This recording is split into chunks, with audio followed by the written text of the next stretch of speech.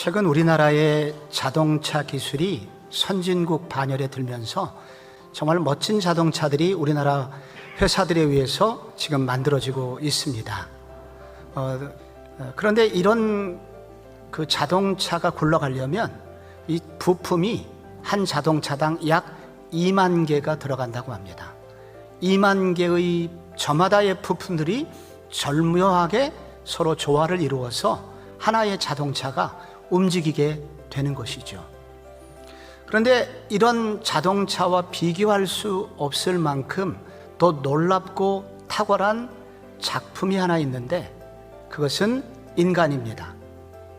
인간의 몸은 약 60개 조의 세포로 이루어져 있고 이 각각의 세포 안에는 백과사전 1,000권 분량의 정보가 한 세포 속에 들어가 있습니다. 참으로 신비한 걸작품입니다. 이런 몸을 누가 만들었을까요?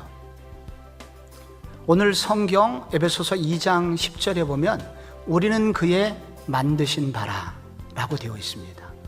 그런데 지금 이 편지를 받고 있는 에베소 교회 성도들은 한마디로 초라함 속에 갇혀 있습니다. 거대한 에베소 도시의 부유함에 눌려서, 그리고 거대한 그 우상 신전에 비하여 교회당도 없는 가정에서 모이고 있는 그런 사람들이기에, 그래서 그들은 매우 초라함을 느끼고 있었습니다. 그러므로 이들은 과연 이 말씀이 우리는 하나님의 걸작품이야 라고 믿어질 수 있습니까?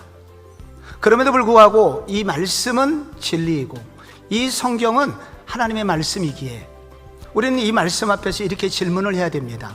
나는 어떻게 걸작품 인생이 되게 할 수 있는가? 라고 질문을 해야 됩니다. 이 질문에 대하여 먼저 성경은 답하기를 하나님의 은혜는 우리로 걸작품 되게 하신다고 답하고 있습니다. 오늘 우리가 구원을 받았습니다.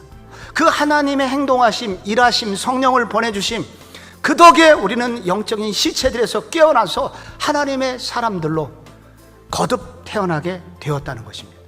그래서 10절에 그것을 강조하는 거예요. 우리는 그의 만드신 바라. 내가 믿기 전에 하나님의 은혜 때문이었다.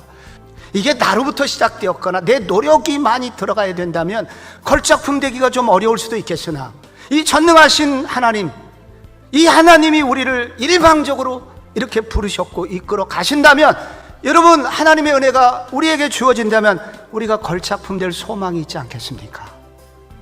또 하나, 이 걸작품 인생이 되려면 구원의 은혜를 무너뜨리는 적들을 알아야 합니다. 우리의 신앙, 복음 생활을 할 때 성경에 나오는 이 복음의 가장 큰 두 가지 적이 있다고 말합니다. 첫 번째 적은 얼마예요? 뭐 하면 돼요? 라고 묻는 사람인데, 이런 사람을 행위 구원론자라고 합니다. 내 노력으로 구원받을 수 있어, 원래 나는 이럴 수 있는 사람이었어 라는 행위 구원론자입니다. 두 번째 사람은 원래 예수님은 착한 사람이야, 그러니까 나는 대충 살아도 돼, 이런 사람을 율법 폐기론자라고 부릅니다. 여러분은 종교인이십니까? 신앙인이십니까? 여러분은 율법 폐기론자이십니까? 아니면 구원의 거룩한 목적에 합당하게 살고자 몸부림치는 분이십니까? 하나님께서는 이 적들을 알게 하시고 우리로 참된 신앙인으로 거듭나게 하시며, 그리고 거룩한 목적을 향하여 달려가게 하심으로써 우리를 더 거룩하고 아름답게 하나님의 걸작품으로 빚어 가신다는 것입니다. 마지막으로 우리가 걸작품 인생이 되려면 지금도 나를 빚어 가시는 주님께 내 인생을 맡겨드릴 수 있어야 합니다. 창조 시대에 바로 인간을 만드신 것처럼 지금도 우리들을 만드셨고 만들고 계시다는 것입니다. 영적으로 말이죠. 이것을 재창조라고 합니다. 그래서 우리 모두는, 진정으로 구원받은 사람들은 하나님의 재창조된 피조물들인 것입니다. 주님은 오늘도 우리로 걸작품 되게 하십니다. 지금도 걸작품으로 만들어가고 계신 중입니다. 이 주님 앞에 여러분의 삶을 드리시기를 축복합니다.